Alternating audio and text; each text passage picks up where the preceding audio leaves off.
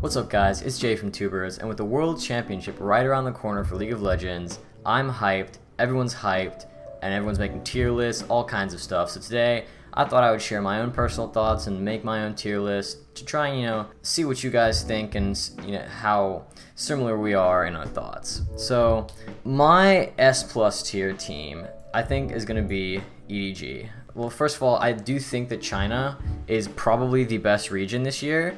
They have like a really big depth of teams. If you look at China and LCK, like LPL, LCK, the LPL's got 3 big teams that can all compete with each other. I guess it's really 2. They've got EDG and FPX with RNG kind of right below that, whereas Korea only has Damwon. I'll get into more of that later, but I think EDG is probably my number 1 seed here. They beat FPX in the finals, LPL finals. They beat FPX. It was a close game.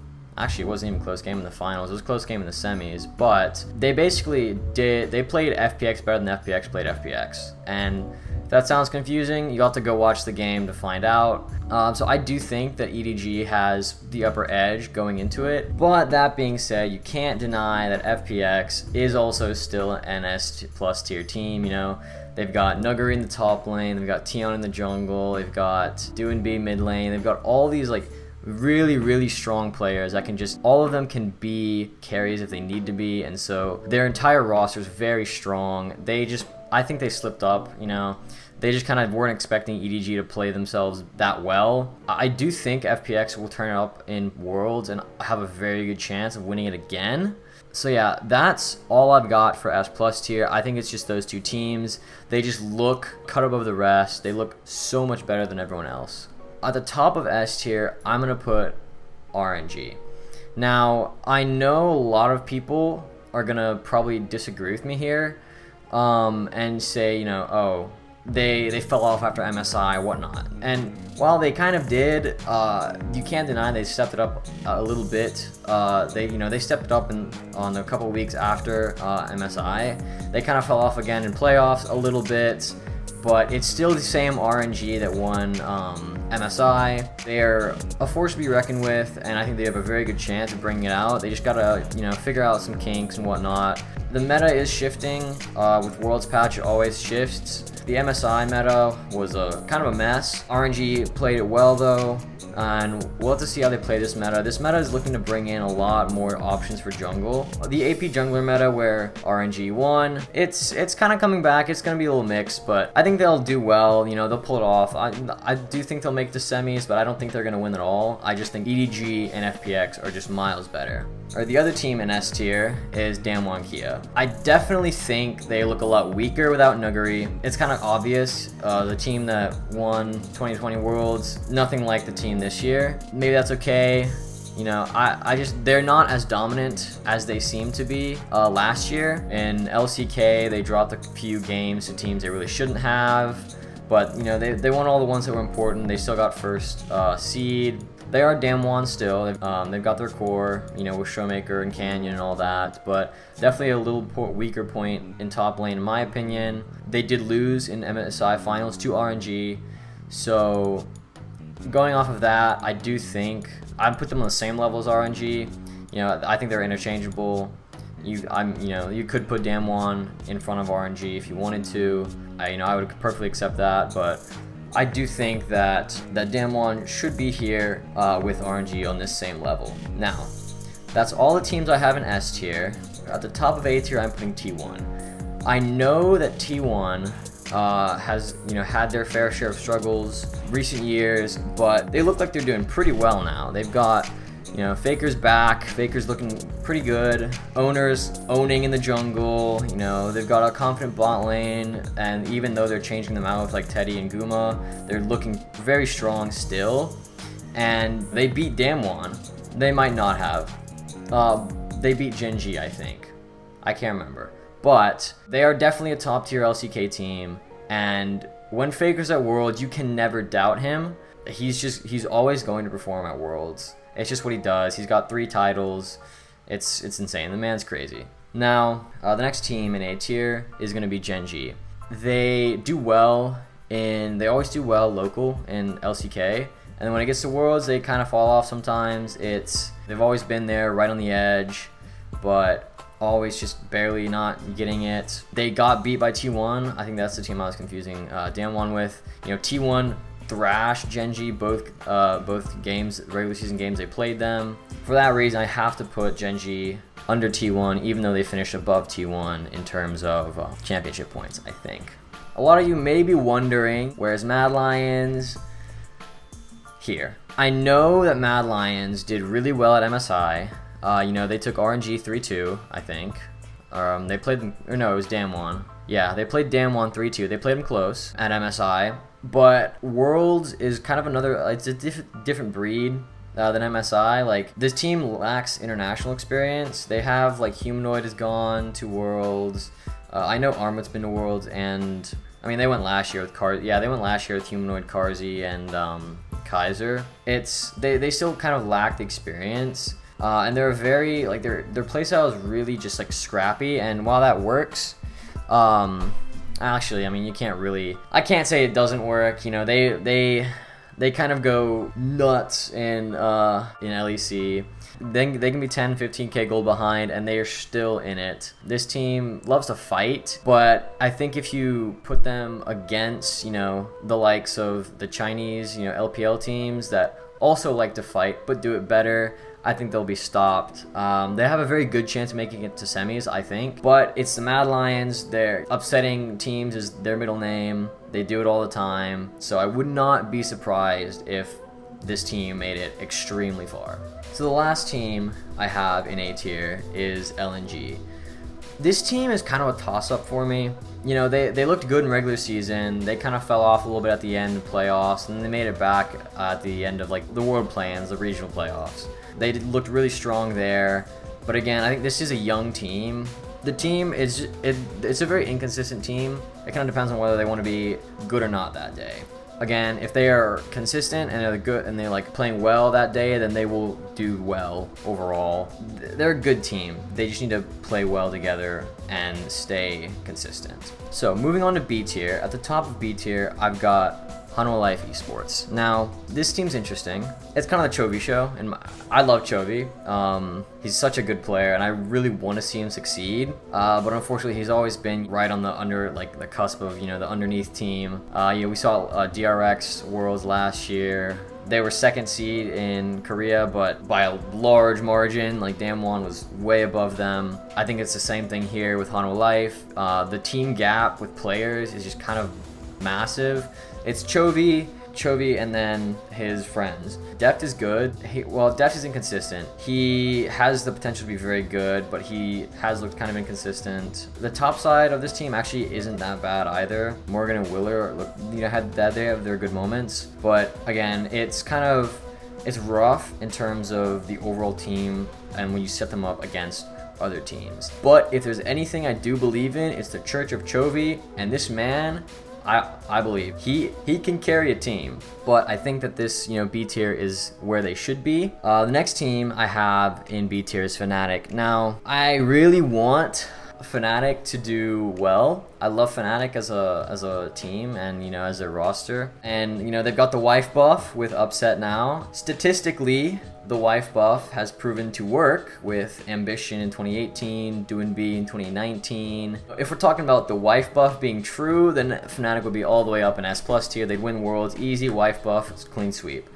But that's not the case because they lost to Mad Lions in finals, and they just don't look as dominant as FPX 2019 did. So I can't put them in S+ tier, but that being said, they have the wife buff, they have the capability, and this team could go far. These next couple picks are gonna be I think they're gonna be pretty controversial. One region has kind of just been creeping around and like down below everyone's radars, and I don't think a lot of people respect the region that much, and that's PCS with PSG and Beyond Gaming. Now, the reason I'm putting both of them on here right now is because they truly are, I think, at an even skill level. We saw PSG in spring around MSI, absolutely dominant, but they couldn't get their ADC over to Iceland, so they had to borrow Doggo from Beyond Gaming. Coming back, Doggo took all that information he learned on PSG and use it against them, because the semifinals and finals of PCS were banger games, super close. Beyond Gaming actually beat PSG in the semis to send them down to the losers bracket, but in the end, PSG did come out on top and beat Beyond Gaming. These two teams are very good, very underrated. PSG performed amazing at MSI. They went toe-to-toe with RNG, and I do think that they have a very good chance of doing well against these European and LCK bottom-tier teams. However, I don't think that they can win Worlds. These two teams are the kind of teams that will get a good upset in, and then that's probably all they will do. I think it would be really cool to see a small region like PCS win Worlds again. This is like my dark horse. These two teams like my dark horse of Worlds. Like, if any team is going to upset anybody, it's going to be one of these two teams. And I do think they're pretty much interchangeable. Now, getting on to C tier, I have 100 Thieves. This team is interesting. It's a young team, pretty young team, like semi-new roster. They brought in Abdage from LEC, brought in a new head coach, and then summer split, they ran off with it. Had some ups and downs, but they ended strong. They absolutely crushed TL in the finals. They have a lot of good teamwork. They work well together. They have a lot of good carry potential as well. 100% they're the best team in LCS, but LCS is not a very strong region when it comes to international competitions. This 100 Thieves roster, I think, has a potential to rock some boats. Next team in C tier is Rogue. This team is always regular season beasts. They dominate everything. But when it comes to best of fives and playoffs, they just kind of fall off a little bit. I don't know. They just can't seem to figure out how to win finals games. I do think they're still a strong team. Like, every team going to Worlds is a strong team. They can't seem to close out the series when it really matters. You know, you've seen it like twice against Mad Lions. So that reason, I will put them in the middle of C tier. And at the bottom of C tier is going to be Team Liquid. This team, I think, is actually pretty even, like, skill-wise with 100 Thieves. They beat them in the semifinals of LCS, but when it came to finals, 100 Thieves kind of smashed them. This Team Liquid roster is pretty strong. Like, they have a really, really strong, like, individual player in, like, topside with Alfari, and then Santorin's looking like he's back and in full swing. Jensen's looking better. Tactical is still making some mistakes here and there, but CoreJJ is CoreJJ. So this Team Liquid roster is a pretty strong one, but you know, they just don't look as strong as their roster would suggest. Now, at the top of D tier is Cloud9. I know what everyone says with Cloud9 being an international team. They do well internationally always, and I get it.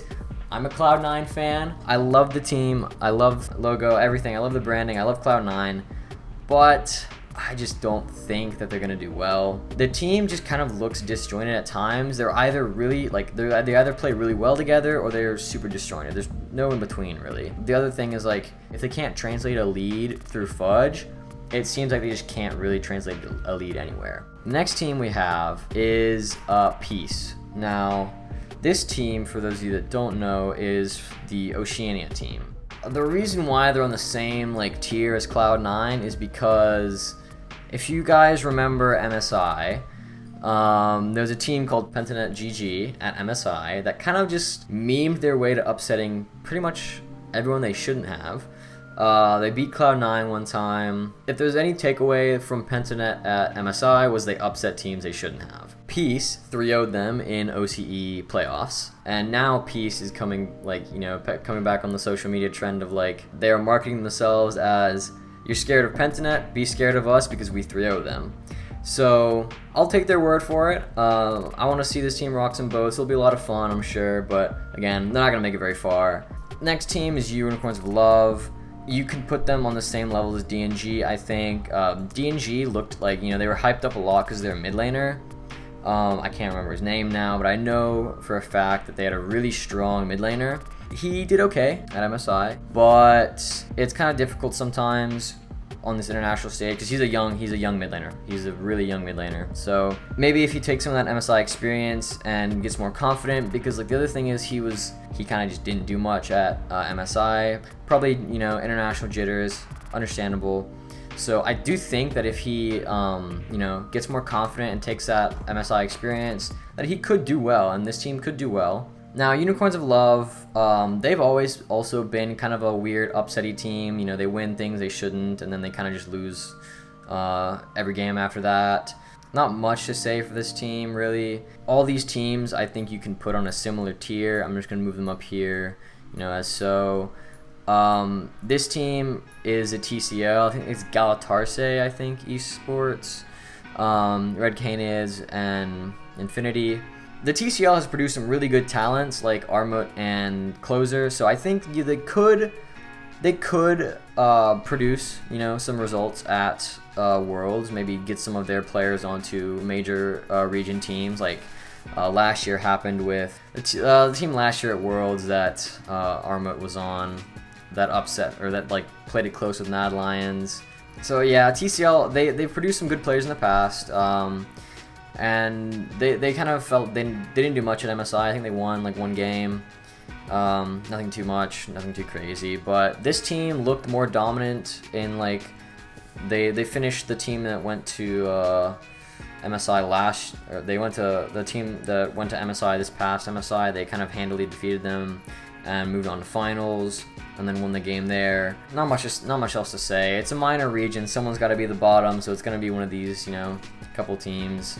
This isn't really what everyone's focused on. It's more of this upper half, I'd say. Yeah, that's all I have for now.